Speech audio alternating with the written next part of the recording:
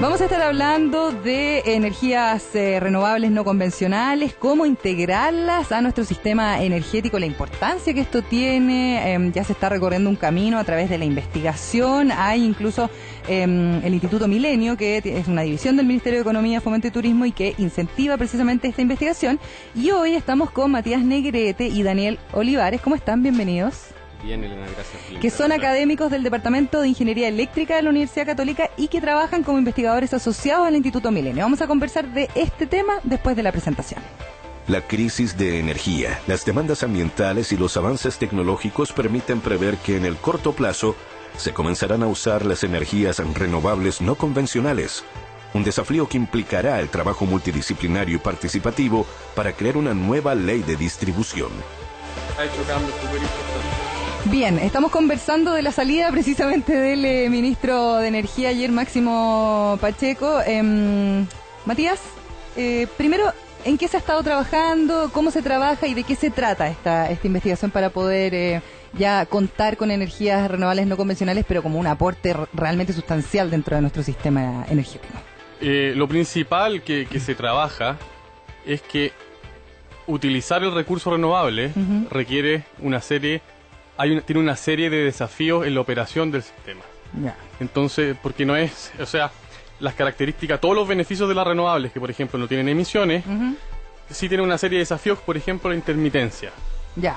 Que hay energía eólica cuando sopla el viento, hay energía solar cuando hay el sol, claro. ¿Cierto? Entonces, desde el punto de vista de la operación del sistema, hay una cosa, 10 segundos explicar un fenómeno súper importante, que para operar el sistema de manera correcta, se necesita que el balance entre generación y demanda se cumpla en cada instante. Claro. Lograr ese balance con una fuente intermitente es mucho más desafiante. Casi imposible, ¿no? No es imposible, pues las investigaciones que se hacen es para eso. Precisamente para eso. Porque ¿cuál es el punto? El punto que históricamente, en los sistemas así como lo operamos en la actualidad, ese balance se logra ¿con qué? Con generación. Lo que en el caso de las energías renovables, por ejemplo, significaría tener unidades de respaldo. Ya. ¿Cierto? O sea, si me falla si el viento baja, puedo tener energía que venga del sol. Del carbón. O claro. Del carbón. De la materia actual que tenemos. Ya. ¿Por qué? Porque necesitamos generar este balance. Ya. ¿Cuál es el punto? Que con penetraciones bajitas de energía renovable, hasta el momento eso no es problema. Pero si nosotros queremos 40, 50 y más, ese esquema tradicional de lograr el balance no es tan efectivo desde el punto de vista económico y ambiental, porque económicamente no es efectivo tener estas plantas de respaldo y quizás todo el beneficio ambiental de tener energía renovable se eclipsa, se pierde porque tenéis que usar igual plantas de respaldo convencionales. Perfecto. Entonces la investigación, gran parte de la investigación tiene que ver con cómo integrar de manera efectiva, cómo generamos una infraestructura efectiva en nuestro sistema eléctrico, de tal manera de que el beneficio de las renovables lo podamos realmente obtener. Ya, y en eso están hoy en día. En eso, en gran parte de la investigación que hacemos junto a Daniel Olivares en el grupo de optimización, control y mercados de energía en la Universidad Católica y en el Instituto de Sistemas Complejos de Ingeniería, tiene que ver con eso, con cómo generamos los cambios en la operación del sistema, cambios tecnológicos y cambios regulatorios que son fundamentales. Exacto, también. Porque me hace mucho sentido, Matías, lo que me estás diciendo, porque hemos estado varias veces acá en el programa con gente que ha logrado inventar, por ejemplo, sistemas para generar energía mareomotriz, otra gente que trabaja mucho con la energía solar, pero uno se preguntaba siempre, ¿qué pasa? ¿Por qué esto no se va integrando? ¿Por qué no sería más sencillo ir integrando poco a poco todos estos proyectos que se van dando como de repente tan solitarios, ¿no? Y que finalmente no terminan siendo parte del sistema interconectado central. Claro, en el caso de la energía solar y eólica, la razón por la que hemos tenido grandes desarrollos últimamente es porque están en una etapa comercial y han llegado a un punto de competitividad comercial que las hace viables y rentables. Claro.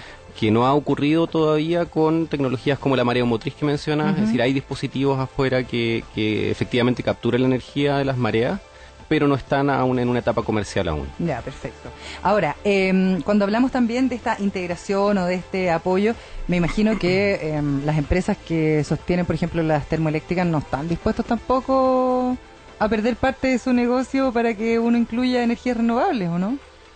Yo creo que Una cosa es si están dispuestas, pero esto es una avalancha que se viene, es una avalancha tecnológica, no hay forma de detenerla, ya es una tendencia mundial de integración de energías renovables. Y yo creo que las compañías se han dado cuenta de que hay que abrazar el nuevo modelo, la nueva tecnología, más que tratar de oponerse. ¿Qué pasa cuando uno obtiene la energía de las hidroeléctricas, que han sido tan criticadas y que finalmente hay una judicialización ahí súper importante? Por un tema de la comunidad y de cómo esto se percibe, pero finalmente la energía hidroeléctrica es contaminante, es un problema para el medio ambiente, o más bien tiene que ver con esto de poder conectar al país a esa energía que quizás está un poco alejada de los que ocupan más energía, que podrían ser las mineras en el norte, por decirles algo, ¿no? A ver, yo creo que aquí el tema hay que separar hidroelectricidad de proyectos específicos. Ya, a ver.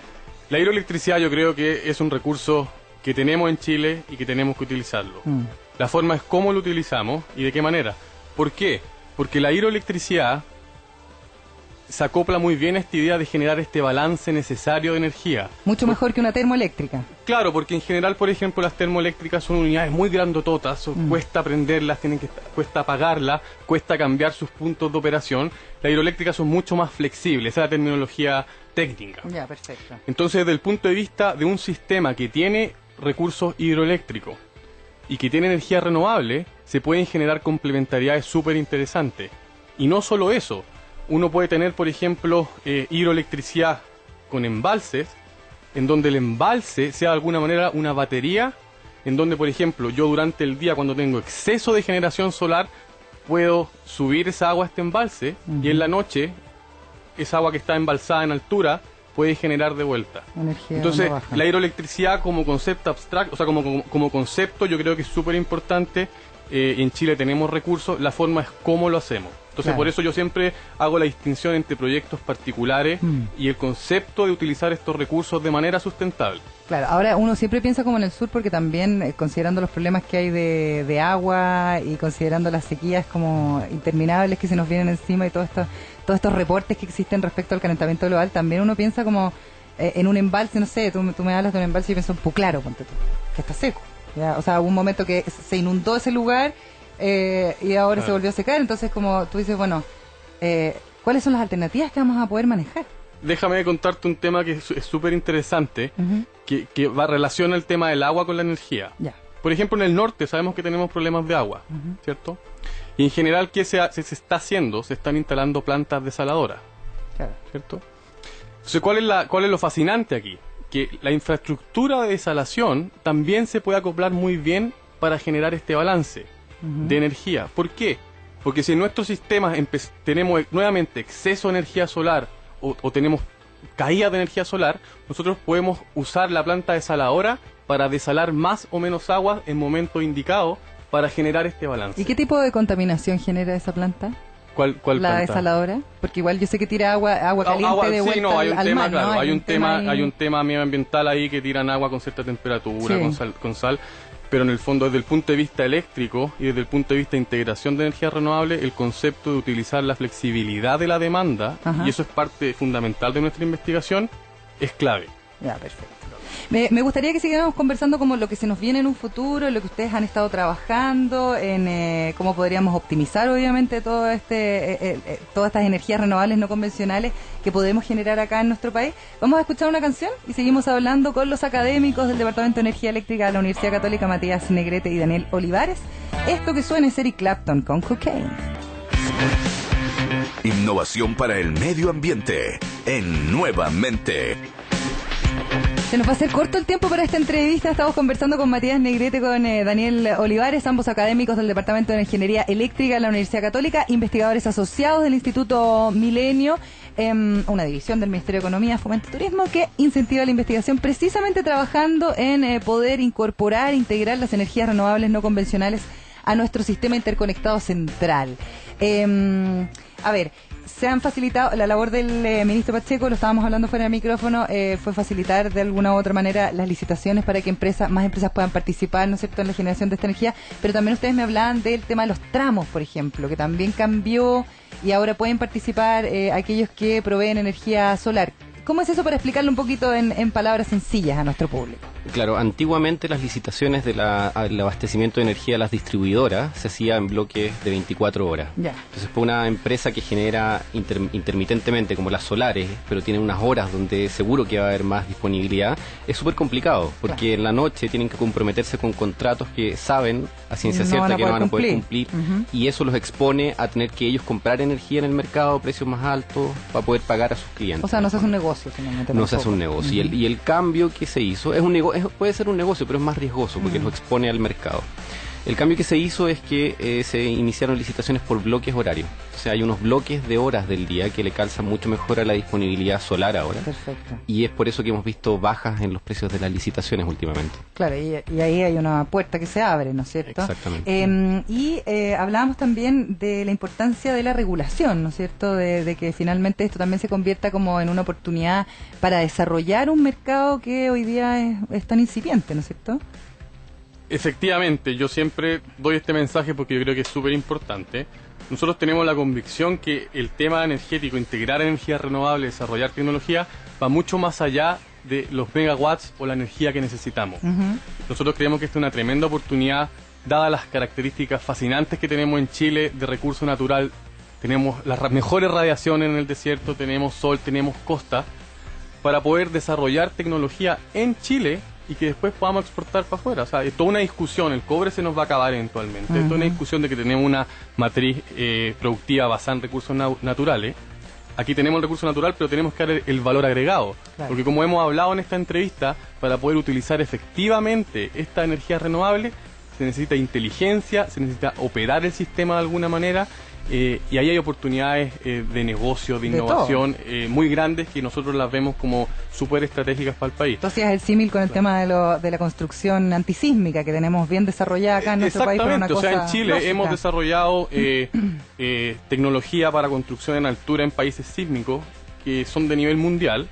Entonces tomamos esa característica chilena que es los terremotos y no dejamos de hacer edificios en altura, claro, sino que desarrollamos tecnología. Acá es lo mismo, tenemos todos estos recursos renovables, ¿por qué no generamos una tecnología, una industria alrededor de ese fin, de aprovechar de manera efectiva esos recursos? Oye, ¿y ustedes han trabajado también o han visto el tema de las smart cities o todo lo que se está generando con esto de las nuevas ciudades, las ciudades inteligentes, que también tiene que ver precisamente con un uso de energía más eficiente, que tiene que ver con una generación de comunidad además bien importante?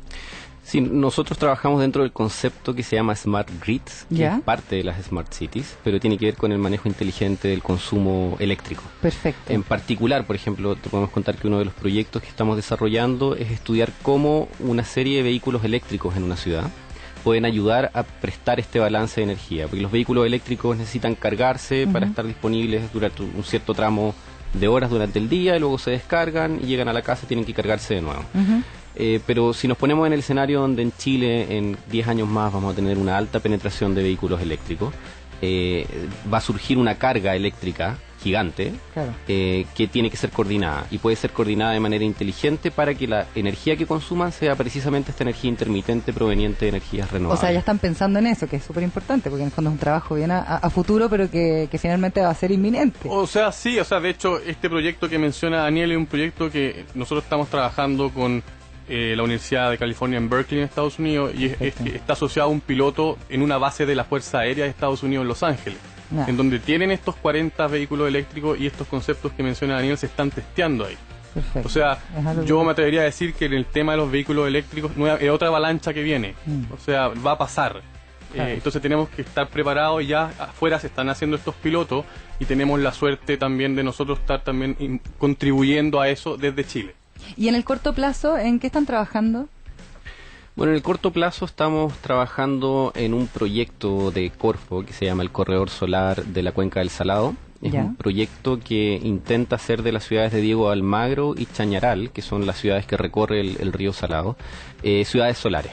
¿Ya? Y para eso hay que realizar una serie de estudios de cuánto es el nivel de integración de energía solar que soportan los sistemas a nivel de distribución, es decir, a nivel de baja tensión, cercano a las casas. Y cómo las mismas casas pueden participar en esta regulación. Nosotros conversamos algunos ejemplos de cargas que existen en los hogares que podrían ser ideales, por ejemplo, para prestar balance. Es el caso de las bombas de piscina, por ejemplo, que tú necesitas que el agua se filtre durante ciertas horas al día, pero exactamente cuándo no tienes una restricción sobre eso. Es una carga muy flexible y uno podría dejarle al operador del sistema que te diga cuándo encenderlas o apagarlas. Perfecto. Otras cargas como la lavadora, por ejemplo, también uno tiene cierta flexibilidad de algunas horas de cuándo exactamente quiere que termine el ciclo de lavado, y también puede prestarle esa flexibilidad al operador del sistema, sin tener un detrimento de la... Sí. No, sin tener un detrimento del uso del electrodoméstico. Y en todo esto, obviamente, una lavadora no hace cambio. Lo importante aquí es la coordinación de 10.000 de estos dispositivos, y para lograr esa coordinación se necesita todo este concepto del Smart City y del Smart Grid para poder lograr esa coordinación. ¿Y ahí los municipios participan también? ¿Debieran participar? Están participando, de hecho, en este proyecto. En el norte está asociado, está las municipalidades. O sea, sería como la comunicación más directa con la comunidad en este caso para poder lograr esa sincronía, ¿no es cierto? Claro, y lo fascinante de todo este tipo de proyectos es que va mucho más allá de la ingeniería, porque en el fondo el aspecto social, el impacto que puede tener en la gente, tener paneles solares o tener toda esta tecnología es súper importante. Sí, había un proyecto que tenía que ver con instalar paneles solares en las casas y uno poder participar como un proveedor dentro del sistema interconectado central. Sí, desconozco el proyecto particular, pero en Chile tenemos es una idea. No me acuerdo dónde lo leí. En Chile tenemos una ley que se llama la ley de net billing, que lo que hace es que la distribuidora te puede comprar la energía que tú generas en exceso, no al mismo precio al que te la vende, pero aún así tú puedes vender lo que tengas en exceso. Eso es una tremenda discusión. Sí, lo vimos cuando estuvimos hablando precisamente de las Smart Cities, claro. De cómo en el fondo la misma comunidad puede generar esa alternativa. Ese es todo el concepto, claro. Entonces es un cambio de paradigma tecnológico radical respecto a cómo operan los sistemas ahora. Porque ahora en el fondo en nuestras casas nosotros somos súper pasivos, nosotros usamos, prendemos la luz y listo. Tenemos bien poca participación. Esto está moviéndose hacia generación distribuida que en ciertos periodos puede reinyectar a la red y también generar estos beneficios de la red de balance o de energía, en vez de tener plantas. Oye, y hablando de ese comportamiento pasivo, ¿qué es lo que observan ustedes de nosotros como consumidores de energía, los chilenos? En realidad me imagino que ustedes ven, si están trabajando con norteamericanos, me imagino que ustedes ven también comparativamente qué pasa en otras partes del mundo y en qué lugar estamos nosotros. ¿Estamos muy atrasados? ¿Somos muy ignorantes quizás del tema?